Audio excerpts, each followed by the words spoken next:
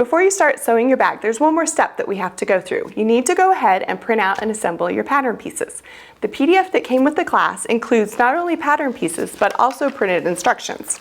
And as much as I like digital downloads and instant gratification that comes with it, there's nothing that can replace good old pencil and paper. So this bag comes with instructions written out too that you can go ahead and follow. You can mark up, you can take notes, all kinds of things as you're going and sewing the bag.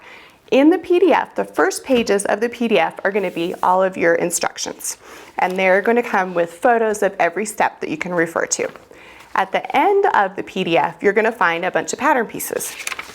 They are going to print out and they're going to look like this, and you're going to kind of wonder what in the world it is, but it's all going to make sense, I promise. On one of these pattern pieces, you're going to see something that is called a test square. You want to take your ruler and you want to make sure that that square is measuring at 1 inch by 1 inch. Different printers can print things differently depending on how your settings are, and you want to make sure that this is 1 inch by 1 inch so that your pattern pieces are the right size.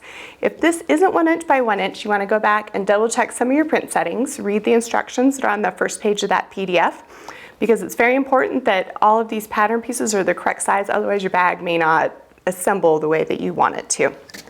After you're sure that that is 1 by 1, it's just a big puzzle you're going to put together. So what you're going to do is you're just going to look at these pieces and you're going to see, oh look, there's an A square and there's a G square. And you're just going to start matching A's to A's, B's to B's, and C's to C's. So here you can see I've matched J to J and L to L. One thing to note about these pattern pieces is there's a built-in margin. So you have two choices. You can go ahead and cut the paper along the solid black lines on the outside, or what I usually like to do is just go ahead and fold it under. So I'll go ahead and fold these two sides under, just like that. And then I'm going to come up here. I've already kind of started putting it together so you can kind of see how it lays out. And so the last thing for this one that I need to do is I just need to match up my A square to my G square, and then just use some Scotch tape and go ahead and tape it together. And you don't need a ton of tape.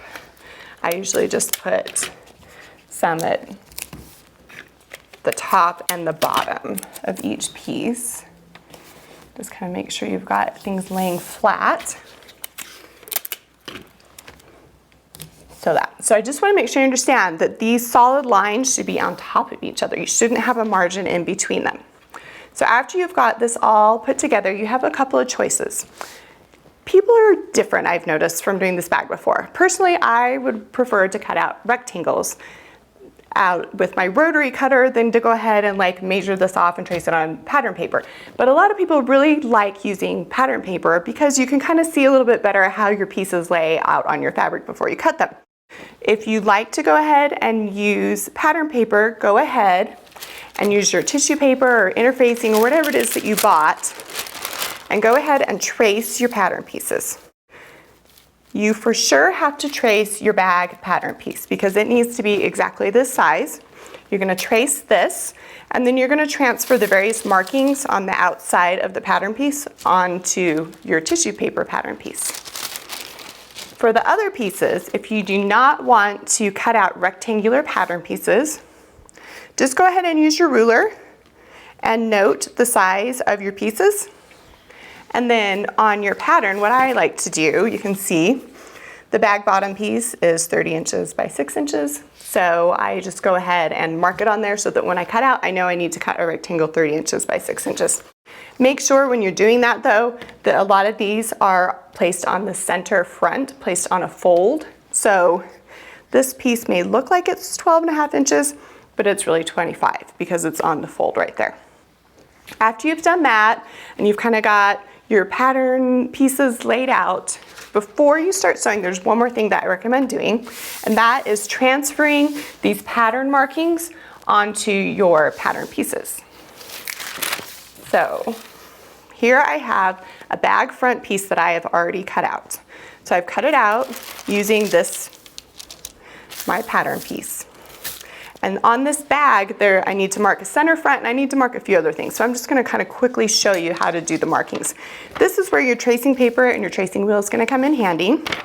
What you want to do is put the wax side of the tracing paper down kind of in the general area of where you know your pattern needs to be. And then you're going to go ahead and lay your pattern piece on top. Kind of use a few things to kind of keep it in place if you need to. And then I like to use a ruler anytime I'm using this, just because I feel like it's you get a lot cleaner line. Just go ahead and put your ruler along the line that you want to trace, and then go ahead and use your tracing wheel and just run up the side of it. And then what that's going to do is that is going to leave a marking on your bag. So you can see on this bag, I've got the marking for the center front, and I've got the marking for the pocket placement already done. You want to go ahead and make sure you transfer all the markings that are noted on the pattern to all of the pieces. It tells you which piece to transfer the marking to. And then you also want to make sure on every single piece that you mark the center front, because as we get going with construction, we're going to be matching a lot of centers. And if you go ahead and just mark your center fronts to begin with, it's going to be a lot simpler as you're sewing, so you don't have to go back and keep marking those centers over and over again. After you do this, go ahead and get all of your pieces of fabric cut out and get all of your interfacing cut out too, and then you're going to be ready to start sewing. So the next thing we're going to do is we're going to start constructing our bag, and we're going to go ahead and start by talking about piping first.